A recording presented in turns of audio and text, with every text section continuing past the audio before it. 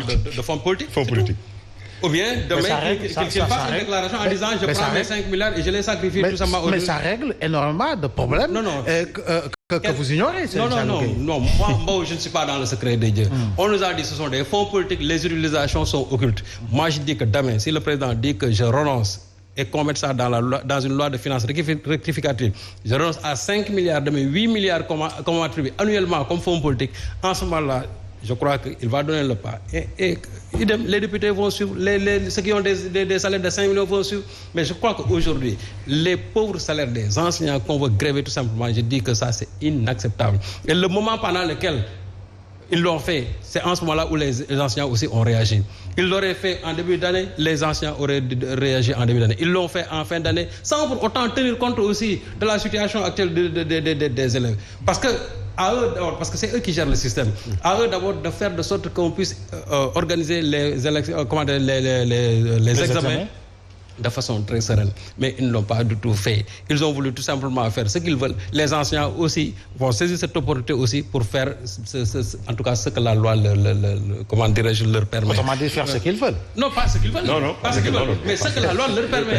Les enseignants, ils ont le droit d'aller tout simplement en grève. C'est un droit constitutionnel. Oui, c'est un droit constitutionnel. Mais quand Serigne Saliou Gueye dit que les autres ont le droit de faire ce qu'ils veulent, les enseignants également ont le droit de faire ce qu'ils veulent. Non, il dit les enseignants, ils ont le droit de faire ce que la loi leur permet.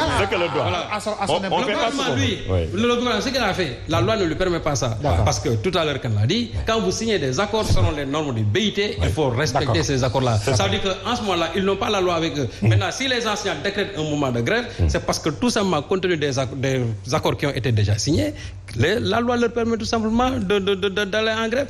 Donc, je crois que cela qui doit aujourd'hui se préoccuper en premier lieu de la situation, en tout cas de nos apprenants, ça doit être d'abord le gouvernement. Or, je crois se soucier de ces apprenants-là, c'est tout simplement respecter les accords qui ont été signés avec les enseignants. Moi, je me pose la question de savoir, mais qu'est-ce qu'ils ont, en tout cas, ça dit, qu'est-ce que ces gens-là, ils ont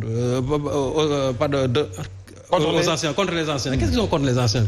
Moi, c'est un problème de chose. C'est-à-dire que chaque fois, ils mettent les enseignants dans ces situations-là. Or, il y a qu'au Sénégal où on ne respecte pas du tout les enseignants. Allez dans tous les pays de la sous-région.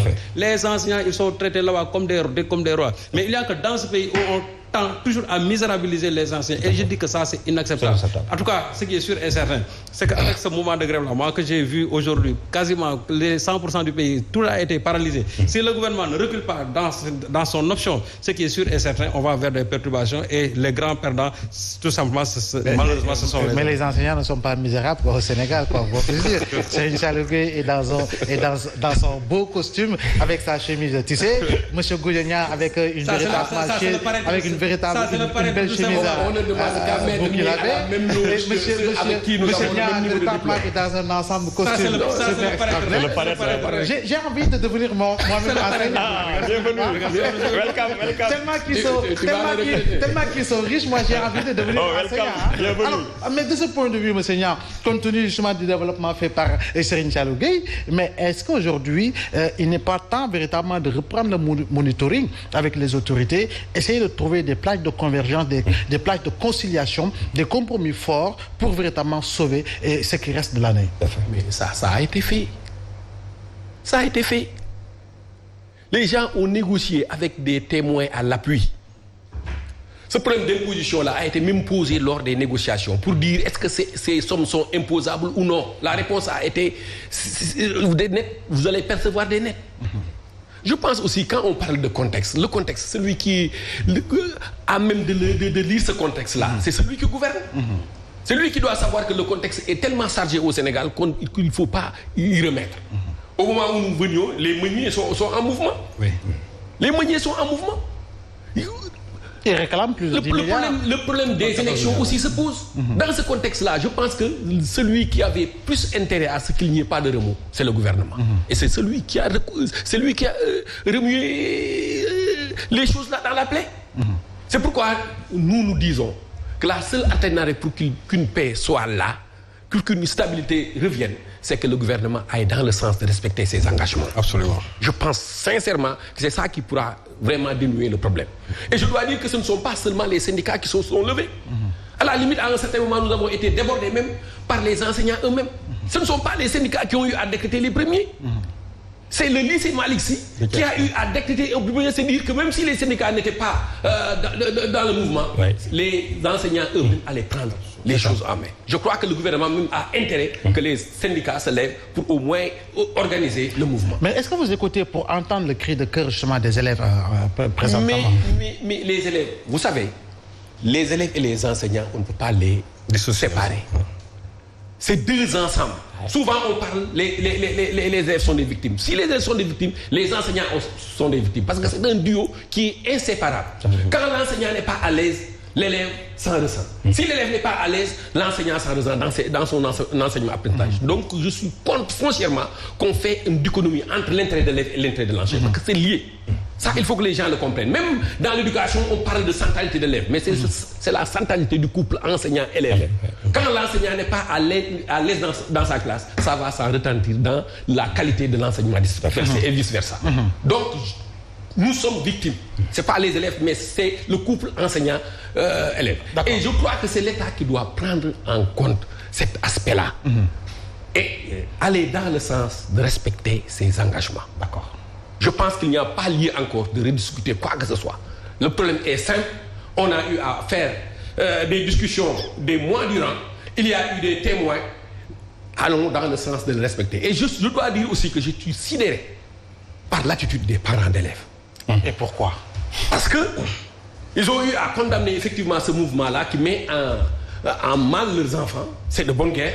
Mais mettre sur le même pied d'égalité les enseignants et le gouvernement, je ne peux pas le comprendre. Parce qu'ils étaient témoins lorsqu'il y avait signature. Ils sont donc au courant de tout ce qui se passe.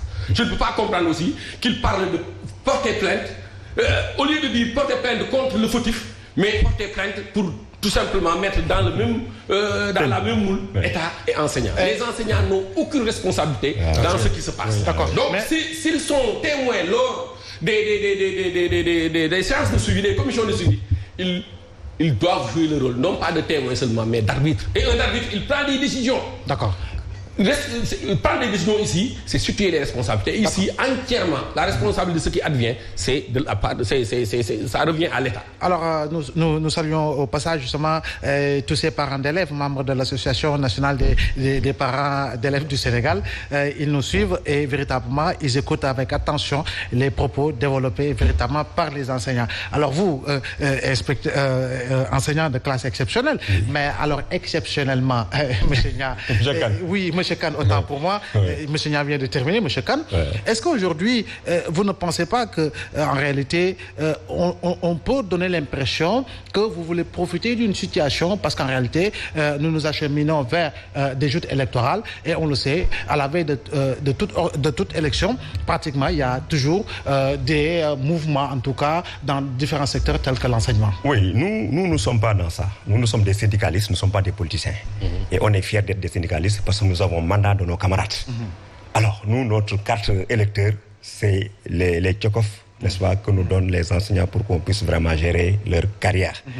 Aujourd'hui, au demeurant aussi, je dois condamner, comme l'a dit Bougnon, l'attitude de M. Fané, qui a fait une déclaration tout à l'heure à Sud FM, pour attaquer les syndicats d'enseignants. M. Fané n'est pas sur le plateau. Oui, mais c'est l'occasion quand même. Je ne veux pas être l'avocat du diable, mais je serai son avocat sur le plateau. Sa déclaration est malheureuse pour la simple et bonne raison que nous aussi, nous sommes des parents d'élèves. Aujourd'hui, il faut le dire. À chaque fois qu'il y a des séries de grèves... Pape Mamadou, moi, je suis clean. Oui, moi, je n'ai pas de problème. Mais je l'ai entendu. Comme M. Nia n'est pas sur le plateau, je crois bien que le plus essentiel, c'est véritablement de revenir par rapport à la question qui nous intéresse. D'accord. Et là, oui, il nous a attaqué frontalement. Et là, il a attaqué les anciens n'étaient pas là-bas. Frontalement, il nous a attaqué. Et cela vraiment déduit d'une mauvaise volonté de trouver une solution à cette problématique-là. Et il est envisageable de trouver une solution, parce que c'est possible. Oui, d'ici le 10 juin, il faut que l'État se ressaisisse. Il faut que la direction de la solde reprenne les choses en main. En quoi faisant? Et si tel n'est pas le cas, vous n'allez pas tenir... Mais si tel n'est pas le cas aujourd'hui, comme l'a dit Gounia, mais les enseignants ont pris leur responsabilité d'aller en grève sans les syndicats, sans les moutons des enseignants. On ne peut pas les arrêter. C'est des citoyens, c'est des intellectuels comme nous, comme tout le monde. Pas de tenue d'examen, autant pour le CP, mais c'est ce qu'ils ont dit. Autant pour le baccalauréat. Moi, toutes mes sections sont en ébullition. Où est le niveau de responsabilité citoyenne et patriotique justement des enseignants, monsieur? Mais, monsieur, vous savez que nous avons donné beaucoup de temps à ce gouvernement-là. Moi, je parle sous le contrôle, n'est-ce pas, des camarades qui sont là. on a suffisamment, depuis 2014, nous courons derrière l'application correcte des protocoles signés avec le gouvernement du Sénégal. Depuis 2014, ils avaient dit que c'est des accords réalistes et réalisables encore une fois de plus. On revient en 2022 pour renégocier ce qui a été signé. Mais c'est la catastrophe, ça c'est la catastrophe. Nous sommes dans quel monde? Alors que force doit rester à la loi. Nous sommes dans une république avec une constitution, avec le code du travail qu'on doit respecter, avec les engagements ratifiés par le Sénégal au niveau international. Mais sans cela, nous sommes maintenant dans une forêt où bon, c'est le seul qui peut. Alors que nous sommes dans une république. Aujourd'hui, si nous voulons la stabilité dans ce pays-là, stabilité politique, stabilité sociale, stabilité économique, il faut que force doit rester à la loi. Que les engagements pris par les autorités et les partenaires soient respectés jusqu'au terme. Sans cela, il ne peut pas y avoir de stabilité. N'est-ce pas? Aujourd'hui, qu'est-ce qui se passe? Les enseignants sont très indignés, sont très déçus parce que, effectivement, l'État avait dit que nous allons donner sans les impôts. C'est le net qu'on va vous donner.